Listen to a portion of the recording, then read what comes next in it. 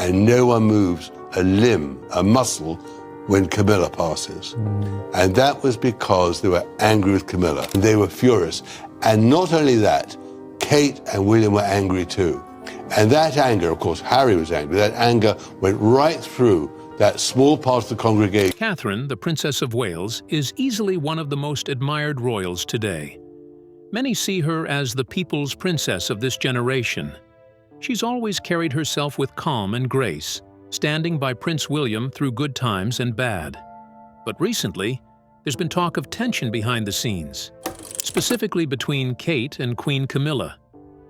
Reports say things got heated during a conversation about the title of Queen.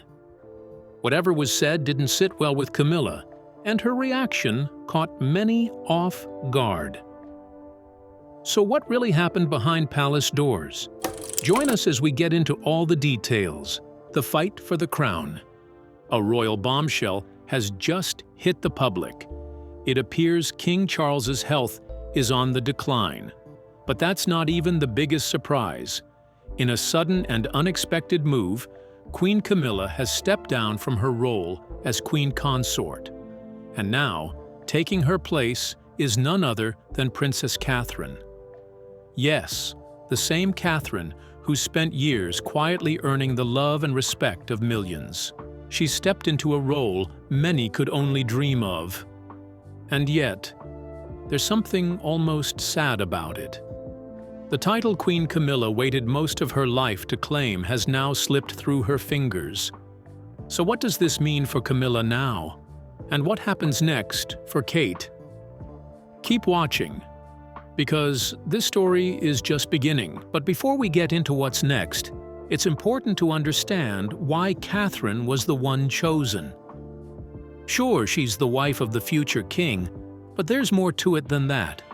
There's something about her presence that naturally draws people in.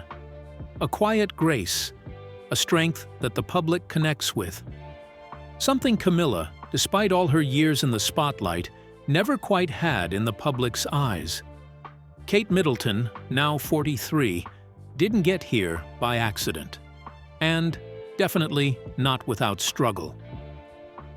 She graced thousands of magazine covers, faced endless headlines, and stood through years of public criticism before things began to shift. Slowly but surely, the judgment faded and admiration took its place. Then came the news that stunned everyone. Kate revealed she was undergoing preventive chemotherapy, a personal health battle that she had kept private, even as jokes and wild guesses about her absence flooded the internet. I wanted to take this opportunity to say thank you personally for all the wonderful messages of support and for your understanding whilst I've been recovering from surgery. For 2 long months, social media was filled with rumors and memes about her health. But when the truth came out, the shock wasn't hers. It was the public's. The same public that had turned her pain into entertainment suddenly found themselves face to face with her reality. But Kate has always been strong, even long before she became royalty. As a young woman, she once climbed Mont Blanc, the tallest mountain in the Alps and all of Western Europe, alongside her father, Michael Middleton. Her family was athletic, tight-knit, and used to challenges. Her younger brother, James, recently shared a childhood photo of them together in the mountains. "Over the years, we've climbed many mountains together," he wrote. "As a family, we will climb this one with you too." Still, Kate's path to royal life wasn't easy. From the moment her relationship with Prince William became public, the British tabloids were ruthless. She and her sister Pippa were cruelly nicknamed the Wisteria Sisters, a sexist jab implying they were pretty, decorative, and quick to climb. Kate, in particular, was mocked as Waity Katie, the girl who waited too long for a ring. She was labeled a commoner. Her voice was picked apart, her outfits mocked, and her presence called dull. After years of idolizing Princess Diana, emotional, bold, and unpredictable, some critics saw Kate as boring and overly polished. But strangely, The very traits that made her unpopular at first, her traditionalism, her modesty, and her quiet nature, were the same ones people once admired in Queen Elizabeth II. Even The Crown, Netflix's hit series about the royal family, leaned into the idea that Kate's rise was no accident. It hinted that her mother, Carol Middleton, had carefully shaped her daughter's social climb.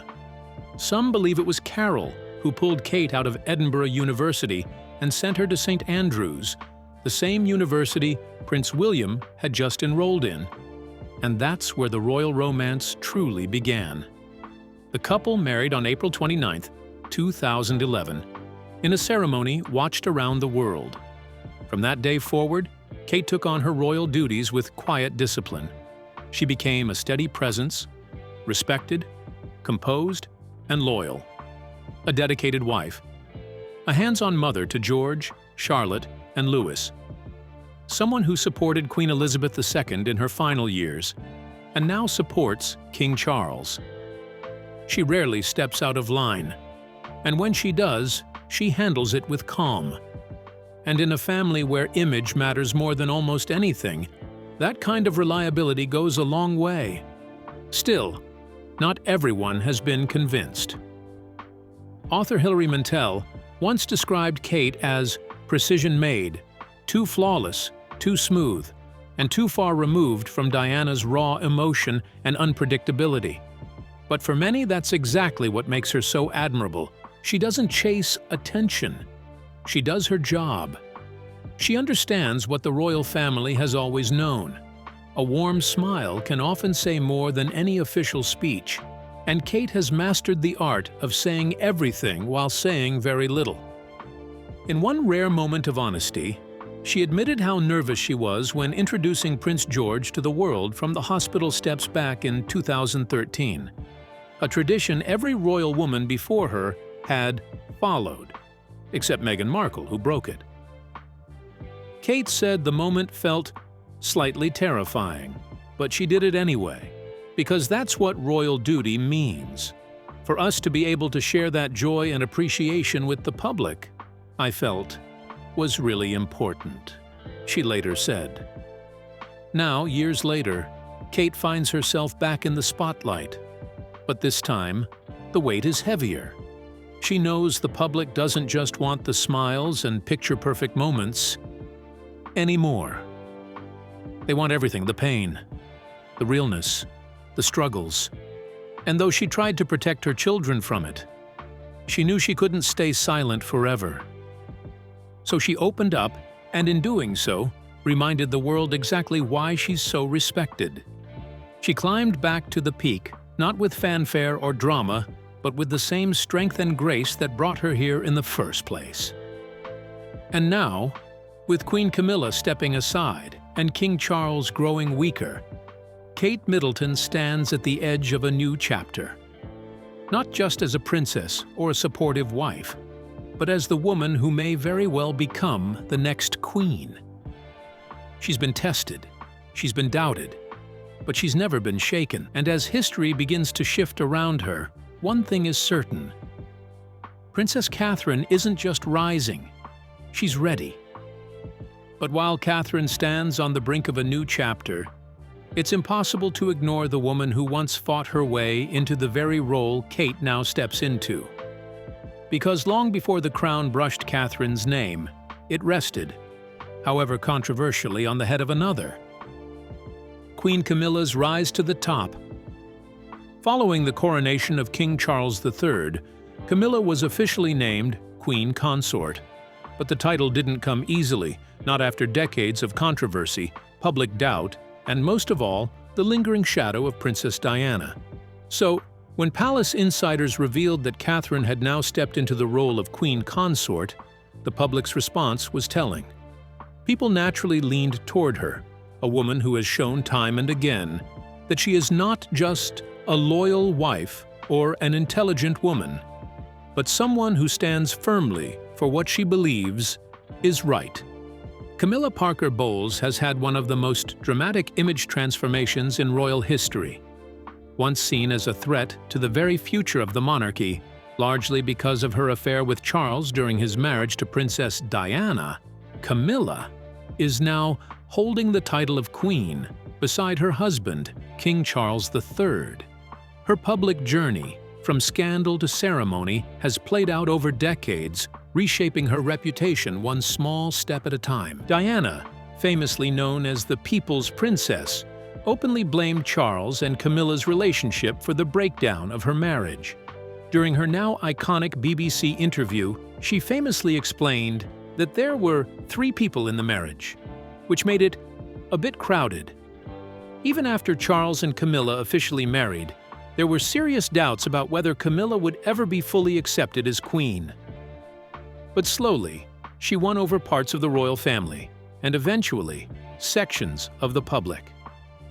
When Queen Elizabeth II gave her blessing and expressed a sincere wish that Camilla be known as Queen Consort, the path was finally cleared. And when official coronation invitations dropped the word consort entirely, referring to her simply as Queen Camilla, it was a surprise that many royal watchers hadn't expected. It's been a long road, and to truly understand it, it helps to go back to the beginning. Camilla was Charles' first love. The two met in 1971 and began dating, but when it came time to choose a bride, the royal family preferred Diana, partly because of status, but also because of the era's expectations. Camilla didn't come from a titled family, and her reputation didn't fit the pure and perfect image expected of a future queen. Diana, on the other hand, was young, noble, and untainted by past relationships. At the time Charles met Camilla, she had already dated her future husband, Andrew Parker Bowles. Charles's own uncle reportedly once remarked that it was disturbing for women to have experience if they were expected to stay on a pedestal after marriage, a view that reflected the outdated but very real pressures of the time. Meanwhile, Diana was just 19 when Charles, then 32, proposed to her. With no real chance of marrying Camilla, Charles watched her marry Andrew Parker Bowles in 1973. But that didn't mean their connection ended. They stayed in close contact, speaking often and attending events within the same social circle. By 1979, they had reportedly rekindled their affair. The romance paused briefly after Charles married Diana, but by 1986, it was back in full force. Then came the scandals. In 1989, Charles and Camilla had a private, intimate phone conversation that would later leak to the press. When the transcript was finally made public in 1993, it sent shockwaves across the country.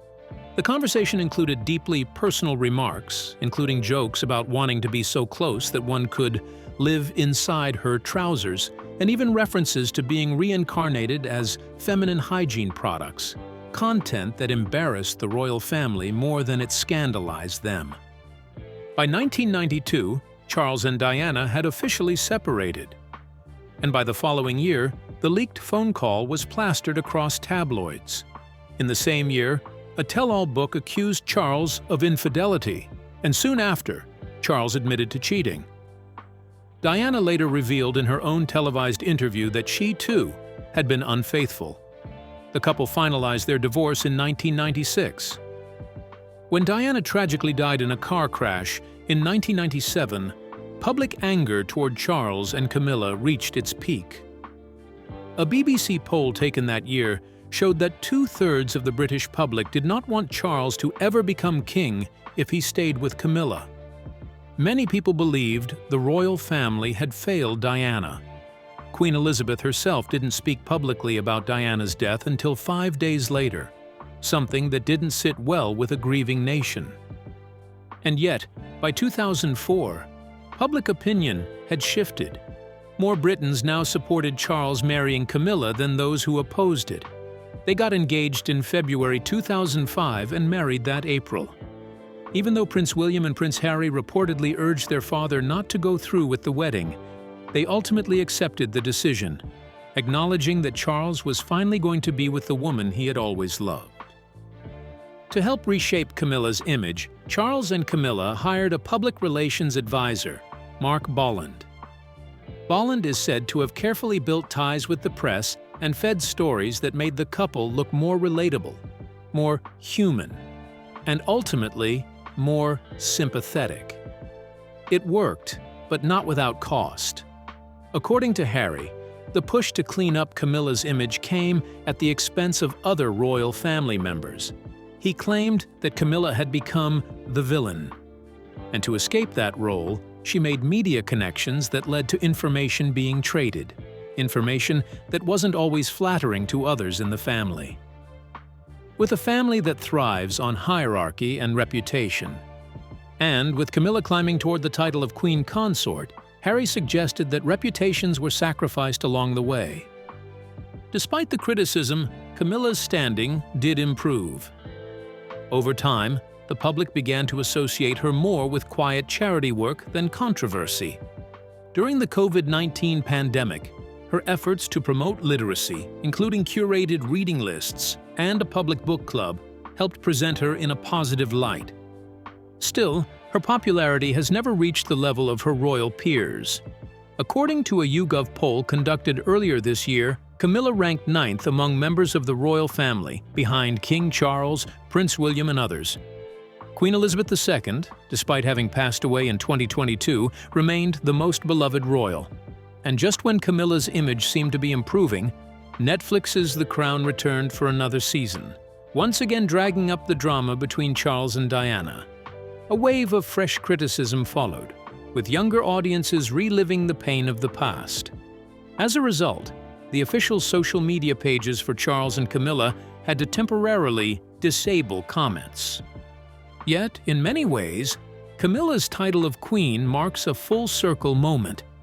Back in 2005, the palace had made it clear she would never be called Princess of Wales, a title too closely tied to Diana. Instead, she was styled as the Duchess of Cornwall, and even then, the idea was floated that if Charles became king, she would be known only as Princess Consort, a lower-ranking title that implied she hadn't earned the full respect of the crown.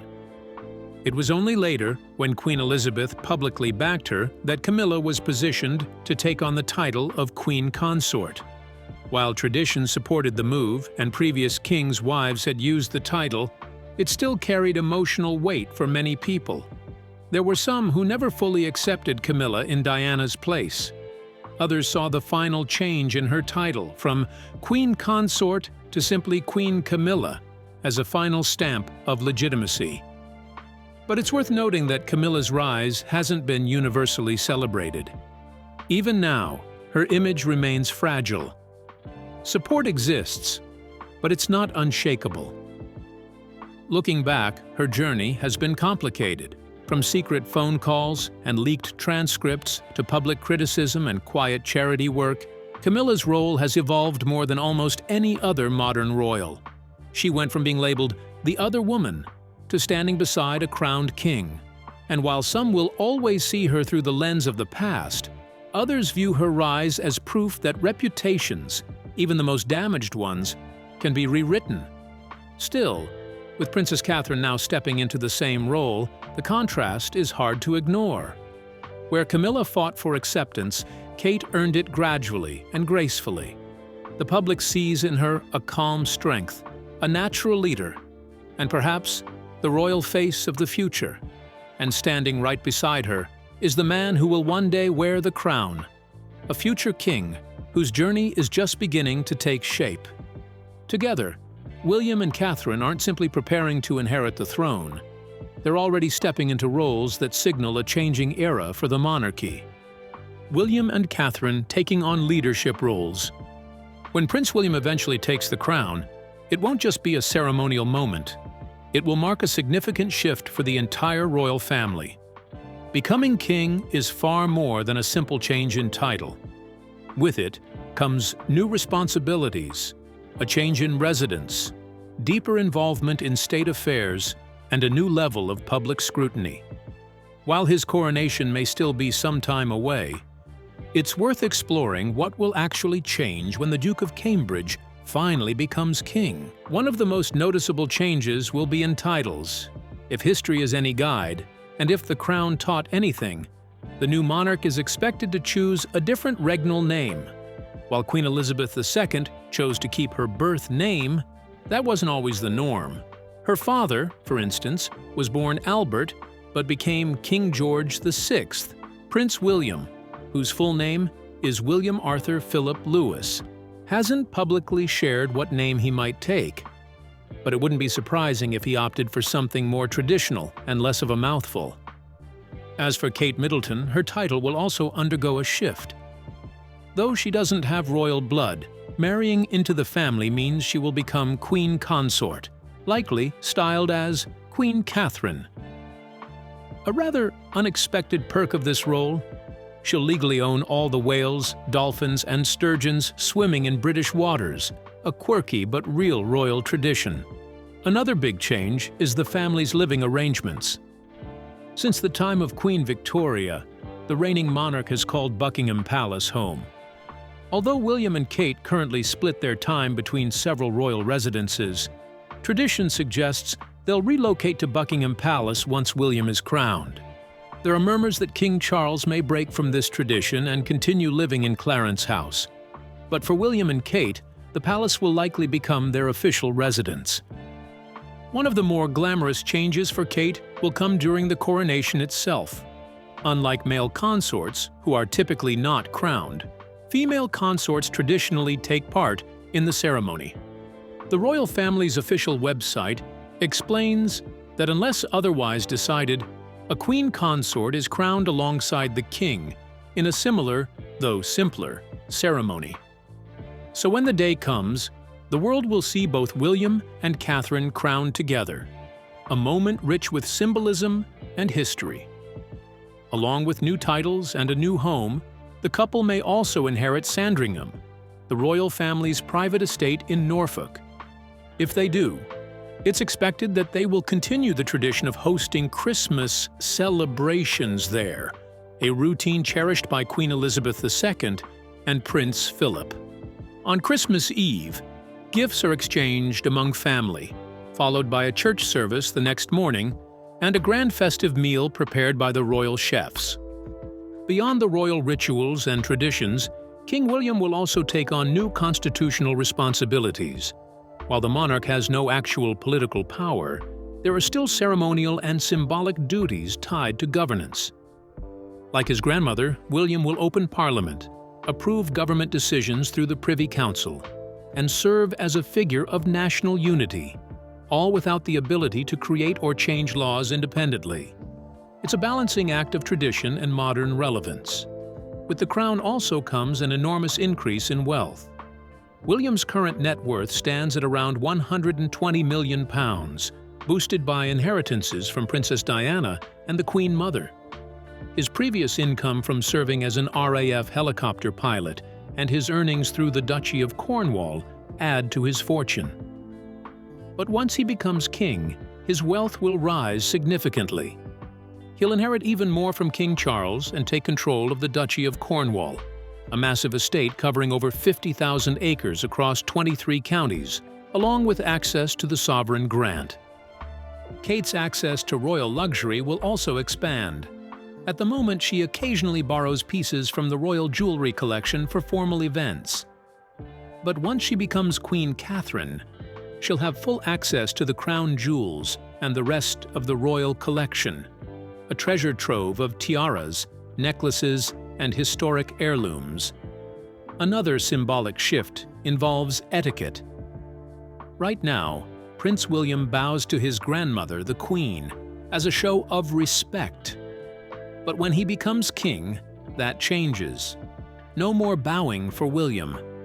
Instead, others will bow to him. The only exception is Katherine. As his wife, she will not be required to bow. In turn, she'll receive bows and curtsies from others. And in what might be one of the most uniquely royal traditions of them all, Prince William will start his mornings to the sound of bagpipes. As is custom, the reigning monarch is awakened each day by a royal piper playing beneath their window. This has long been part of royal life, with Queen Elizabeth enjoying the tradition daily, thanks to Major David Rogers. It remains to be seen whether he, or someone new, will be the one to play for the future king and queen. So while the timeline remains uncertain, one thing is clear. When Prince William takes the throne, everything changes. From names and jewels to homes and laws, it's a transformation that touches every corner of royal life. And standing beside him through it all will be Katherine, not just as a consort, but as a steady, admired presence the public has already grown to see as their queen. Do you think Princess Katherine will make an excellent queen consort? Share your thoughts with us in the comments below. Remember to like, share, and subscribe. Also, click the next video shown on your screen. You will enjoy it.